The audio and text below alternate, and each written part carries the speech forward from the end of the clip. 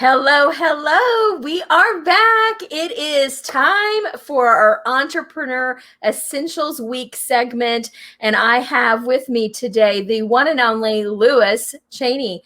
And last week, those of you that are in the IGC, the Intentional Growth Club, my Facebook community, you met him as the magician.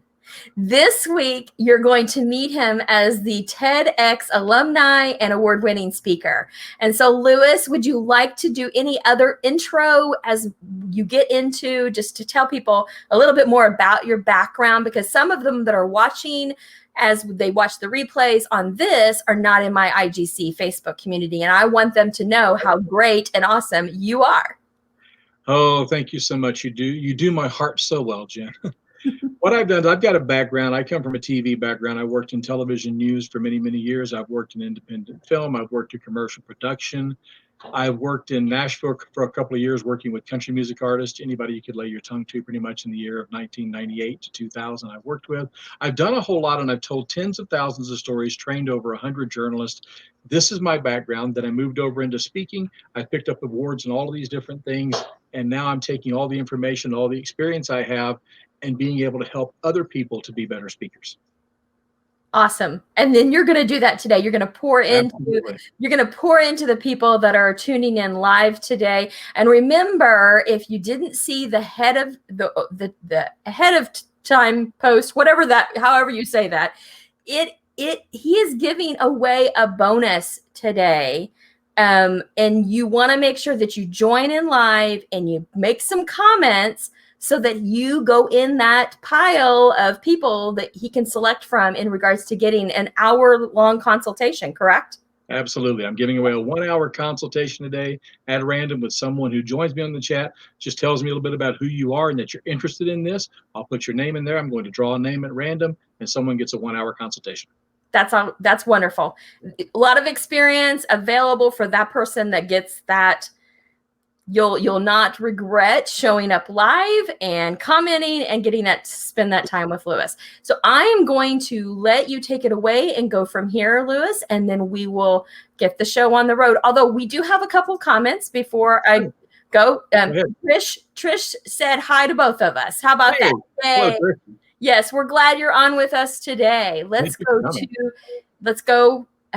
I'm going to take the banner off. I'm going to turn it over to you. I'm going to take myself out of the feed, and you go for it. You got it. Okay, everybody out there, do me a favor right now. Hold your breath for 37 seconds. Some people may find that easy to do. Some people may find that hard to do. 37 seconds doesn't really sound like a lot. If I asked you, hey, can I get 37 seconds of your time, which would be a very specific thing to ask for, you'd probably go, sure, Lewis, I'll give you 37 seconds of my time. You wouldn't think twice about it. But you don't realize just how long 37 seconds is until you hold your breath, and then you realize the value of each of those precious seconds. And that's what I'm going to be talking about today. I'm going to be talking about saving time in a way that no one's ever approached it before. This is something new that I've stumbled into. I've looked into it. I'm pioneering something new today about how your lack of good presentation or speaking skills is costing you time, and time is costing you money. What I found when I did this, I started looking into it when I became a Toastmaster. And the more I looked into it, the more I found. Till finally, one day, I was looking online, saw an interview with a lady. This lady was on a TV interview. It was a replay of a live event. She was representing her company. On this show, she spoke for less than 5 minutes. The whole segment was less than 5 minutes long. And as I listened to it, she had a lot of what you call filler words. Yes, but, like, so. These are things that people say when they don't know what it is they want to say. They come out. I don't call them filler words. I call them killer words, because they kill the most valuable asset you have, and that is your time. Not only your time, but the time of the audience you're speaking to. We've all been there. We've all had to sit through these presentations where people drag on and drag on and drag on, not knowing where they're going. I'm going to give you some tips today to help you not be that person. When I listened to this lady, she had over 70 of these things in the time that she was on. What I did is I recorded it. I went back in and I took the host completely out of it. That left this lady speaking for 3 minutes and 11 seconds. In that 3 minutes and 11 seconds, this lady had over 70 of the filler killer words. And when I boiled it down to just those, it equaled 37 seconds. Now, 37 seconds again may not seem like that long of a time to you. Well, I'll tell you what, I want you to take a listen to this. See if this is something that you would want to deal with on a consistent basis. Let me pull up my screen in here. Hang on a second. Technology, ain't it grand?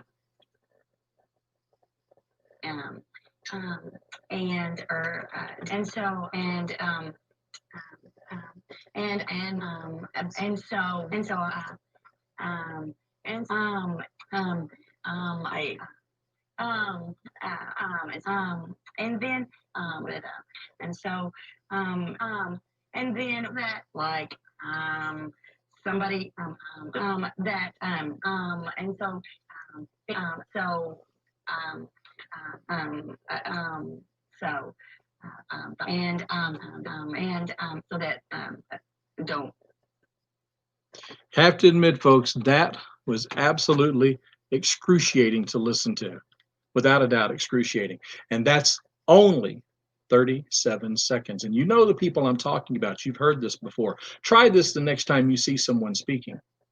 Listen to them, take in their message, but keep a tick sheet and write down how many times they use these words and count them up. You'll be surprised at how often it comes up. Now, in this particular case, 37 seconds out of 3 minutes and 11 seconds means she used 1/6 of her total time on television. This is a show where you had to pay to be on, which it means in this case, time was literally money. Had she been speaking for half an hour, she would have lost 6 minutes of her time to these words alone. And this is just the tip of the iceberg when it comes to being a better speaker. These are something you have to get rid of. And in a moment, I'm going to tell you how to do that. Because if you don't get rid of these, you're eating into other people's time. You're eating into your time. And this is what I have now started calling the time buffet. Time is a buffet. It is the audience's buffet, not yours. You shouldn't be gluttonous whenever you get up to it. Why do I call it the time buffet? Because you eat up minutes and you come back for seconds. That's what you do when you are not prepared, when you get up there to present, when you get up there to speak. If you don't have good, strong public speaking skills, and this is something that Toastmasters does not address, nor does Dale Carnegie. I have looked into it. I've been a Toastmaster for over 5 years. This has never been addressed. They time you out for how long a speech runs, but nobody's ever looked at, when you take all of these seconds and add them up, just how much time it wastes. And you may say to yourself, well, you know what, Lewis? This doesn't matter to me. I'm not a speaker. Yes, you are. You absolutely are. If you're trying to convey your idea to anybody else, you are a speaker. If you are an entrepreneur, if you're a small business owner, if you work with a nonprofit, if you're an employee who strives to get to the C-suite, what I call below C-level right now is where you are. These are tools you absolutely need. These are soft skills you absolutely must have, particularly when it comes to meetings. Think about meetings you've been in and how long drawn out these are. When someone has to give presentations or someone starts speaking at the meeting, what happens then? How long this goes? According to a study last year, it was projected that due to poorly organized meetings, it was going to cost just the United States alone $399 billion. That's how much money was going to be lost due to these unorganized meetings. Now, 399 billion is a little bit hard to wrap your brain around, so let me put it in different terms. If you wanted to have that money sitting in front of you, wouldn't we like to? You got $399 billion sitting right there in front of you, and you're going to count it. In order to count that, if you counted 3 bills a second, it would take you over 40 lifetimes if you started counting and counted continuously from birth to the age of 85 to count that money. That's how much money we're talking about is lost when this happens. So let's dive right into how you fix this problem. Your public speaking courses didn't do it in college. The ones you had in high school didn't even fix the problem. Basic public speaking is exactly that. It's basic. It did not take care of things that it should. And because it is basic, do you want to walk into an extraordinary opportunity with only basic skills? Where else in your life do you apply that logic, right? So how do you get rid of these filler words, these killer words, as I call them. It's a 3-step process, very, very simple. Stop, drop, and pause, just like stop, drop, and roll whenever you're on fire. You know it's coming. When you're speaking, you hear this. You hear those words creeping in. When that happens, just stop. Shut up. Don't talk. Drop the words you're going to say and simply pause. Pausing does a few things. First of all, it allows the audience to catch up to what you just said. It also allows you the opportunity to get back on the page of where you're going. Not only that, understand the audience doesn't know what you're going to say in the first place. You look smarter to them because you're taking that moment and considering something. And they may lean into it and go, this may be more interesting than I thought. So you get the attention. There's a reason silence is golden, folks. That's because it has value. If you don't prepare yourself, getting rid of this and working on the other things I'm going to talk about, you come into something looking unprepared, unprofessional, and unfocused. That's what you look like when you hit the stadium up there. And it doesn't have to be the stage. I say the stadium, I say the stage. It could be in your meeting. It could be you sitting in a chair in a meeting. You are eating up people's time in the time buffet by not being prepared. Not just the ahs and ums, but there's other things you can do too. Here's one of mine that's just a pet peeve when people do this. That annoys me to no end when people smack their lips. It's called a tongue click too. You can do it with just this when you go to speak. You're breathing. I've had people who get up there to speak and they're like this the whole time they're talking.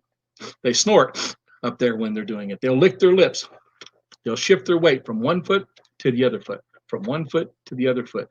These are things you need to pay attention to. You see it's an annoyance with other people, but then when it's you up there, are you an annoyance to the other people because you haven't fixed this?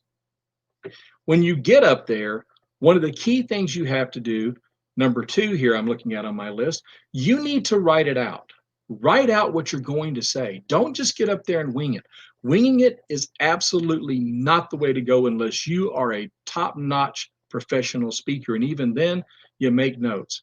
I have been speaking for 5 years. I have been in TEDx. I have entered the contest for Toastmasters and made it to the top 1% there for world champion. And I'm sitting here with you today, and what you can't see are the notes I have right off over here to the side. I have a few notes jotted down, and I don't feel embarrassed about that. And it's okay to have notes.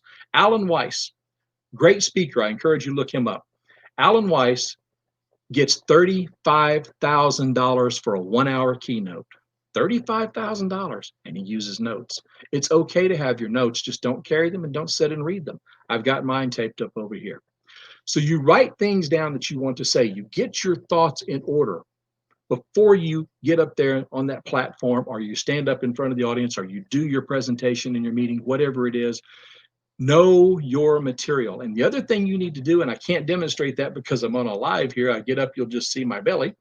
So you need to get off your butt and get on your feet. Rehearse this speech like you're giving it to the crowd. Remember back when you had a hairbrush and used to sing and you pretended, oh, you were some star in front of an audience full of people? Same thing here. You want to get up and you want to do this. Here's how I put it to people when I explain this. Your feet know more than your ass. You need to get off of it. You've got to get up and you've got to move, because the things that come out of your mouth when you don't know what you're going to say, when you're practicing, can turn out to be great things in your speech that you wouldn't even realize had you just been sitting at your keyboard. So get up on your feet, move around, and get to know that, okay? As you get your material in, you get things down, you need to start working in story. Story is crucial, absolutely crucial. We are hardwired for stories. There was a study done, I just looked it up the other day. They looked at kids who were being read to, like being read a book to, versus some kids who were being told the same thing but told as a story. The kids retained more and were more engaged when the person was telling the story. There's a difference, well, not telling the story, but being a storyteller. There's a difference between telling a story and being a storyteller. And that's what this showed. They were more engaged, and that's how you get the attention of your audience. That's how you keep them engaged. Instead of having this screen up here with all the graphs and the charts and everything on it, all this data that you've got, Find a way to work in a story or stories, could be from your life, could be from something that happened with a client, anything, to try to draw people into that. There's a whole subsect out there right now called data storytelling. Let me give you an example of how you could do this. When I worked at Channel 25, I was the assignments manager the last 9 years I worked there. I sent a crew down to talk to Annie Groves, who was the Vanderburgh County coroner at the time. I don't know anybody else in the world who has had as much training in infant mortality as Annie had. She'd taken a lot of classes in it. She had a lot of information. The story we were doing with her was on unsafe sleep with kids. The crew went in and sat down with her. Now, Annie easily could have just spouted off all these different stats and numbers and pie charts and graphs, but she didn't. She was telling people, when you put the child in the bed, in that baby bed, the only thing that goes in that bed is the baby and the mattress, and that's it. No toys, no bumper pad, no blanket, no pillows, no anything. That was what she was saying. And she told the reporter, she said, I'll tell you what, if you don't want to listen to me, that's fine. Go ahead. Put those things in your baby's bed, and I'll come get your baby. Bam, right there. She summarized that with a statement that just grabbed you by the throat more than any graph or chart she could have had. So work stories into what you're doing. Stories are absolutely paramount. They're sticky. People relate to things much better when it's given to them through a story, all right? When you get all of this ready to go and you're up there on your feet, rehearse, rehearse, rehearse, rehearse, and absolutely rehearse. Do this over and over again. You have to know this material inside and out, because the more you know it, if you get up there, maybe you get off the track and you don't say exactly in the order you had it, it doesn't matter. It will come back to you. If not, other stories that you didn't put in there, other information you didn't plan to have in there will come back to you. This is where the rehearsing is absolutely crucial. Do it over and over and over again till you get this down and you really, really know your material. One more thing, get to the damned point. And I mean, get there quick. You've got to grab people's attention. You've got to keep them on there. I'm throwing a lot of information to you because I want to get to that information. I don't want to drag it out. And what started me down this road was long ago when I was a videographer. I was at City Council in Evansville, and this meeting was dragging on so long, it would have put a monkey on crack to sleep, all right? It was absolutely that boring. They were way off course. My reporter tapped me on the leg, and she held up a paper like this. Said, the point, and we are here. That's exactly how it felt. They were so far off course, and you all are seeing it right now today. With all of us locked in, we have all these virtual meetings going on. You've done tons of seminars. I was just in a seminar the other day. There was a guy who's very well known, has courses and classes out there. He's a speaker, but when he was going off the cuff, he wasn't doing so well, and they drag you out through these things. You join the webinar to get the information they tell you that they're going to give you. And what do? This guy kept me going for half an hour, and still didn't tell me anything he brought me into that thing to tell me. It's almost like opening up a bag of chips. You know how it settles, some contents may settle. So you have all this air at the top of the bag. Same thing here. It was all this air at the top of the bag before I got the first chip from him. You know what I wound up doing? After half an hour, I turned him off because I'm like, if you're not there yet, I don't care anymore. You should have been here a lot sooner than this. If you're out there and you're doing things right now virtually, get to the damned point. Succinctly get into things. I worked in TV. We didn't have a lot of time. We had a minute and a half to tell a story. That's why I'm pressing this. You can do this in a short period of time if you take your time, you practice, and you rehearse. Why does this matter? Because it's going to make meetings go by a lot faster. If it weren't just the people in the C-suite who were getting the training, if everybody along got the same training, imagine how much better your meetings would be, because they'd be much more organized. People could get in and get out and get things actually accomplished in those meetings instead of standing up here and going for half an hour on something that didn't matter. So what's the bottom line of all of this? If you take a company and it had 50 employees, and each one of those employees, due to poor communications, wasted just 5 minutes a day each. Just 5 minutes a day each. I'm going to stress that again. You add all that up over the course of a year, That is 1,041 hours lost.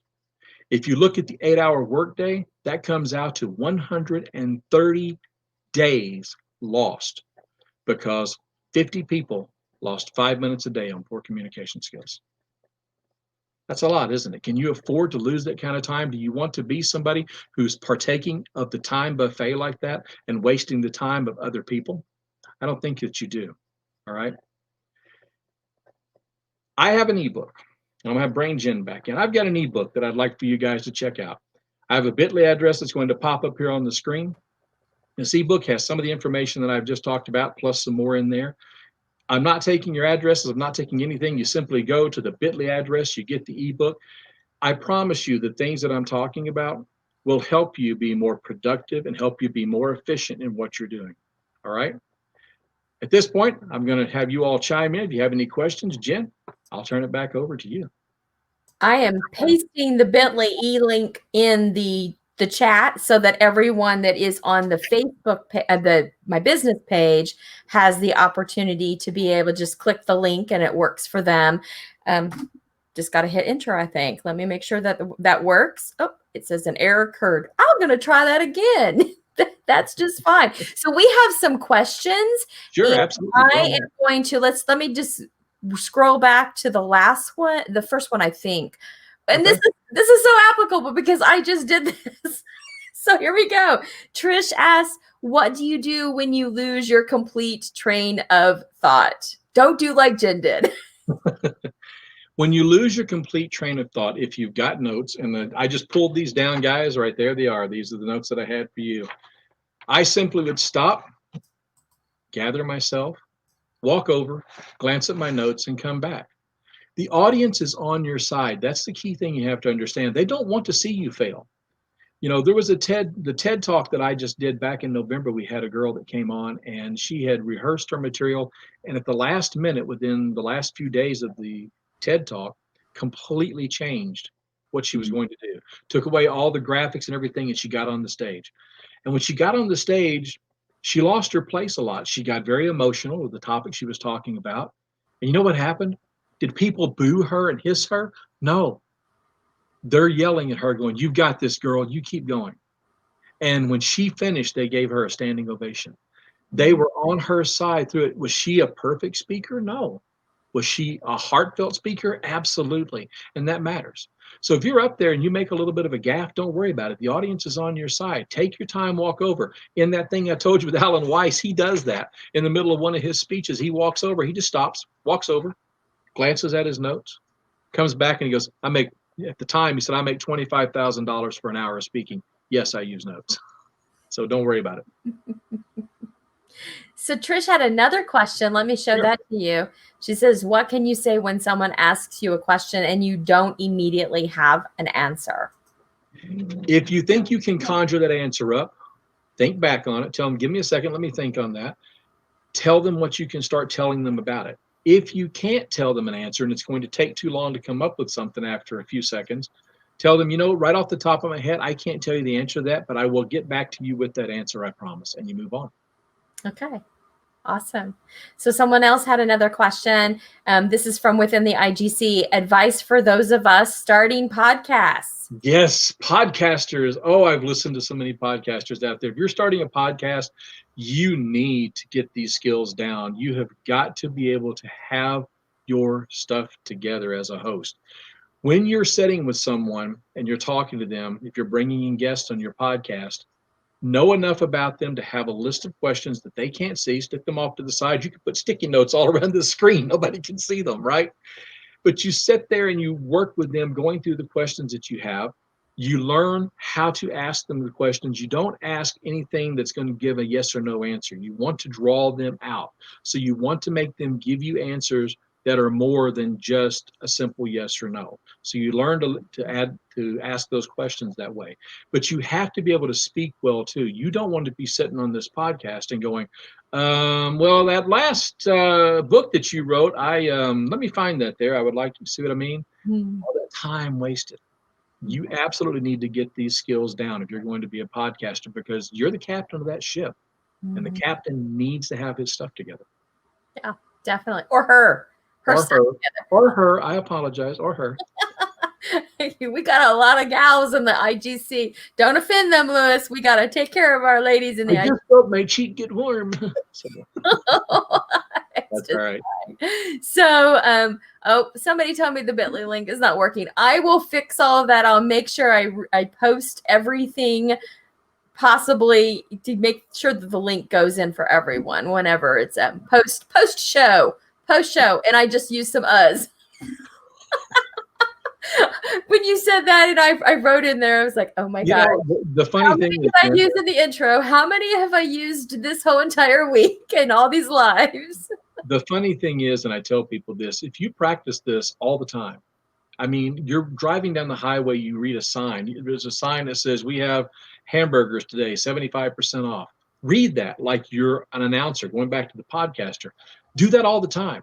Today we have hamburgers, 75% off, and just start free spinning that in your head. Make up stuff. Now, if you get the pickles and the lettuce, it's going to cost a little bit more today, but if you're just getting the plain hamburger, that'll just be 75% off. And if you do this in that announcer kind of a way, I know it sounds really silly, but you start hearing yourself say those ahs and ums. Once you're made aware of it, you can't unhear it. And once you start hearing it, you realize, I need to get rid of these, and that's how you can do it. Yeah. And I know you, of course, from the Toastmasters world. Trust me, every time I'm in a meeting and they count those and they give a report on those, oh yeah, it does make you a lot more conscious of your filler killer words, to use your phrasing. Definitely. Do you have any more questions out there? Yeah, more questions for Lewis. We've got him for a little bit longer. I don't want to let him go if you still have a question. I know several of you joined in live, so one of you will be a lucky winner. Make sure that you indicate that you definitely want to have some one-on-one time with Lewis in the comments, because he won't put your name in the hat if he doesn't think you want it, right? We don't want to. We want to work with people that want to work with us. I'm looking over at the comments, and forgive me, is it Nina or Nina? Nina. I'm looking at a comment she has. It says, also helps to laugh at yourself when appropriate. It's not something I jumped into today, but when I teach this to people and I consult with people, humor is absolutely crucial. And self-deprecating humor there's nothing better. If you have that moment, like you lose your spot, you go, guys, if I did this right now, I'd go, it's live. This is what's going to happen. We have to fix the light. We have to do whatever. You just deal with it. You roll through it. That's the way that you do it. I appreciate that comment. That was really awesome. Yeah. And when you go, just as an FYI, I think, Lewis, isn't your TED Talk that covers some of this as well on your website available for people to watch? So if you go to Lewis's website, you can get linked in to see that TED Talk, and he covers this. And I was there live in the audience. It was fabulous. So you should definitely catch his TED Talk that he did here in Evansville last fall. So we have another one of the things is, I read this the other day, Jen, mentioning TED Talks, and I hope we're still okay on time here. Yeah, we're fine. The thing about TED Talks are changing the world, not only for the average person, but for the speakers as well. The days of the hour-long keynote are starting to kind of go south if it's just a motivational keynote, because people want information. TED has spoiled us to that. The other thing about TED, think about this. In the TED Talk, I had as high as 18 minutes, and I managed to get my speech in under 18 minutes. They run from 3 to 18 minutes. Think about all the TED Talks you've seen that are that short. Really powerhouse pieces. Those are polished pieces people really worked on in most cases. That's what we're talking about here. If you can pretend that what you're about to give to somebody, maybe it's not the power of a TED Talk, but at least it's as concise as a TED Talk. That'll help you too. Mm-hmm. Definitely. We work with timing ourselves. So Nina said, enter me. I'd love to learn more from Lewis. So that's awesome. And another viewer said, highly recommend Lewis's TED Talk. It was wonderful. That's wonderful. Yeah, appreciate that, Kathleen. That comment. So lots of great stuff today, Lewis. And I know that you're going to pour in even more to the attendees on June 25th, right? Absolutely. We have our lovely, successful second half, one-day virtual summit for entrepreneurs, and you don't want to miss out. Lewis is going to help us really work on our story, because if we're a business owner, if we're an entrepreneur, we need to do what? We need to be able to tell our story. Are you looking at the comments? I'm looking at the comments here, and I'm looking at one from Trish, and it made me laugh. She says, I have to remember to breathe. Yes. Yes, you do have to remember to breathe when you're speaking, but it's just like anything else, guys. The more you do it, the better you're going to get at it. And trust me, you'll be all right. Yeah. So if you're interested in getting more value than you even got today from Lewis in regards to how you can improve your presentation, your storytelling, you need to come to our summit, our virtual summit on June 25th. And remember, this week we have a deal for you. If you choose to get in before Memorial Day ends, before midnight on Monday, you will save $5 off of your ticket by using the code SUCCESS5. That's all caps. You put that code in, that takes $5 off. That means you get this full day for $42. And those of you that buy your ticket this week before midnight tomorrow, you go in a drawing to be winning one of 5 all access passes that I'm giving away for free. And that is a savings of at least $30 more. That is going to be jam-packed with other goodies from the presenters, in addition to the fact that you can get in connection with the presenters before the event through the portal and chat and discuss, start to ask your questions so that everyone can get their answers during the day of, and then all the benefits of the recordings. So, when you're in a live virtual event, you get a lot out of that moment. But how many of us wish that we had the opportunity to go back and listen to it again, because we only catch a bit of the nuggets the first pass? And that is the opportunity that you get in the all access pass, is you get 4 months of access to that recording. Plus, we're going to have I like to party. So we're going to have a third quarter after party. I was looking for my clapper. There's my clapper. There we go. Because we're going to have so much great success as entrepreneurs. I know that we're going to rock it in the third quarter, and I want us to have a forum in which we can celebrate that success together and cheer it either on, so that even the end of the year, the fourth quarter, we even build on that success. So I have a couple more comments that I think just came in, and I've not seen them yet. So Nina said, I'm gonna put this up. If the summit is even half as good as your 2020 in focus, it will be dynamite. I'm still benefiting from what I learned during that time. Thank you, Nina. And that was just 20 women working their business, working their leadership in a room.